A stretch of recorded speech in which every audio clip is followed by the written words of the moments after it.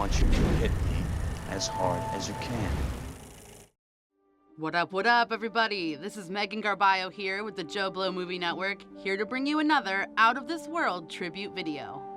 This week, the entire world prepares for the release of arguably the most anticipated film of the decade, the continuation of a story that began a long time ago in a galaxy far, far away. Star Wars Episode 7, The Force Awakens.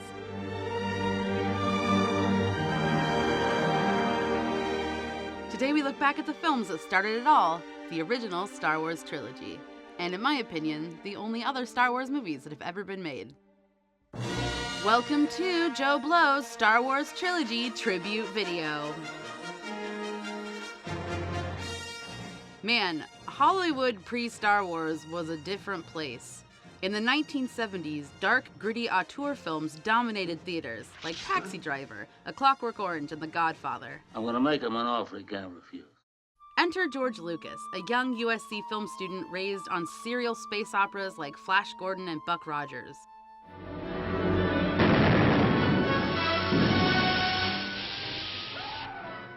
Lucas made his debut with his short student film THX 1138.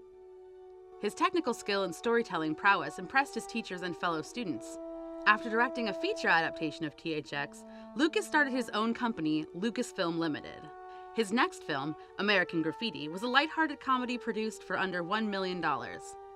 With American Graffiti under his belt, Lucas moved on to his next idea, a space opera inspired by the serial films of his childhood. Lucas was inspired by the text of scholar Joseph Campbell, whose book Hero with a Thousand Faces outlined the concept of the hero's journey. Upon completion of his first treatment in 1973, Lucas shopped Star Wars to various studios in Hollywood before eventually landing at 20th Century Fox. The first draft of the Star Wars script, the unfortunately titled Adventures of Luke Starkiller, was more ambitious than expected, coming in at over 200 pages. Lucas ultimately decided to only turn the first third of the script into a film. To protect the remaining two-thirds of his script, Lucas requested the rights to make the sequels as well as ownership of the license and merchandising, which turned out to be a pretty baller move. Lucas hired artist Ralph McQuarrie to demonstrate his vision to Fox executives. It was McQuarrie who created the iconic look of Lucas's universe and characters. Lucas also created his own visual effects company, Industrial Light and Magic, to help him realize the special effects he envisioned for Star Wars. She's part of the royal family. They won't get any information from her. She knows the art of mind control. Lucas chose 24-year-old Mark Hamill for the lead role, now redubbed Luke Skywalker. For the older, scruffier Han Solo, Lucas selected Harrison Ford, who had worked with him on American Graffiti. Ford was actually only hired to feed lines to auditioning actors, but he was so good that Lucas ended up offering him the role after all. All the power of the Empire can't find them. Do you know where they are? The final piece of the puzzle was Carrie Fisher, the daughter of actress Debbie Reynolds, who was cast as Princess Leia Organa. Since all three actors were virtual unknowns, Lucas cast veteran actor Alec Guinness to anchor the young cast.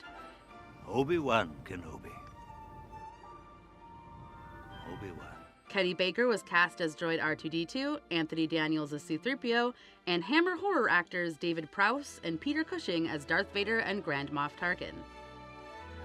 Production of Star Wars was a complete disaster from the beginning. Intense heat at their Tatooine location caused cast and crew to suffer from heat exhaustion.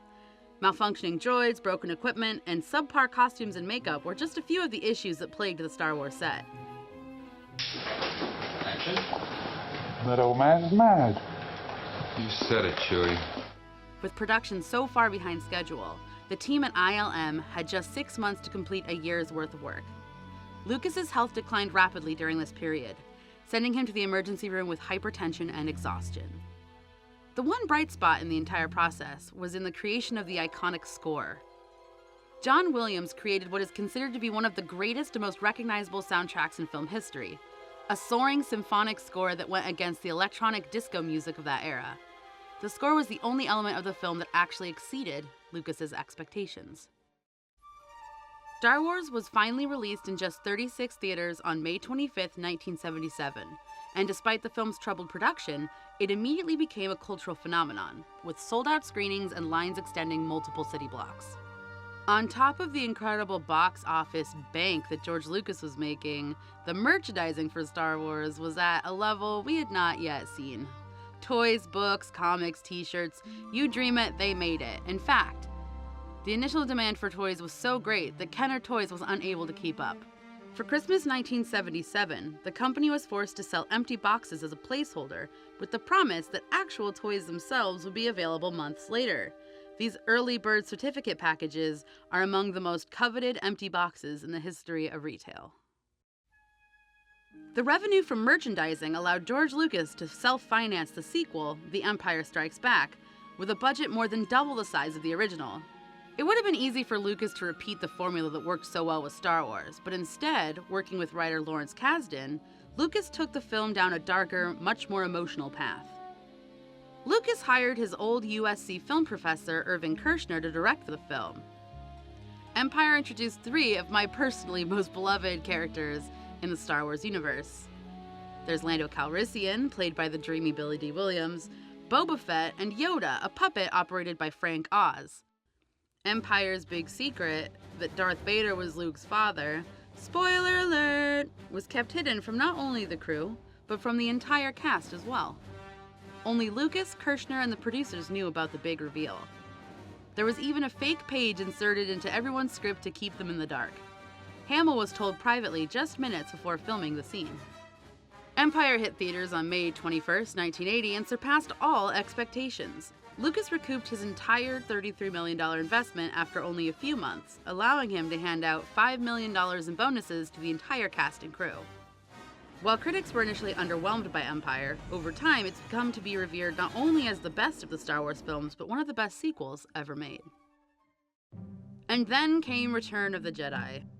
David Lynch was originally offered the role as director for the film, but instead he opted to make Dune, which was known for being exceptionally wildly financially successful. Return of the Jedi was eventually directed by Richard Marquand. Lucas performed second unit production duties to assist in many of the more FX-heavy scenes. The original title for Episode 6 was Revenge of the Jedi. Movie posters and trailers were even produced and distributed to theaters before the title was changed to Return of the Jedi, with Lucas citing that revenge was not appropriate for the Jedi. To keep the production under wraps and out of the public eye, the film was given the fake production name Blue Harvest. Return of the Jedi was released on May 25th, 1983, 6 years after the release of the first film. Another huge hit at the box office, Return of the Jedi brought Lucas's original trilogy to a satisfactory conclusion. Jedi introduced characters that have become steeped in Star Wars lore. Jabba the Hutt, who's a baller, Leia's slave costume, which is less baller, Admiral Akbar, even the much maligned Ewoks. There was also Salacious Crumb, there was Max Rebo, that lady with 70 tits who shakes in Jabba's palace. Star Wars was big when I was a kid, but now there's so much Star Wars stuff. You've got like animated series, you've got Legos, you've got animated Lego series. It's almost impossible to find people in the world who haven't seen Star Wars. The original trilogy, as brought to life by Lucas and his incredible cast, crew, and team of special effects artists, is one for the ages. And in the years to come, Disney plans to release a new film set in the Star Wars universe every year from now until like forever, starting with The Force Awakens. Will these films tarnish the good name of the original trilogy, or return the series to good standing after Lucas's god-awful prequels that shall not be named? Regardless of what happens, we'll always have Yoda. Puppet Yoda, not CGI Yoda with a lightsaber flipping around. Just puppet Yoda eating Luke's Slim Jim. Hey, it's my dinner. And that's an amazing thing. So for the Joe Blow Movie Network, I'm Megan Garbaio, and may the Force be with you. I don't know, man. I got a bad feeling about this.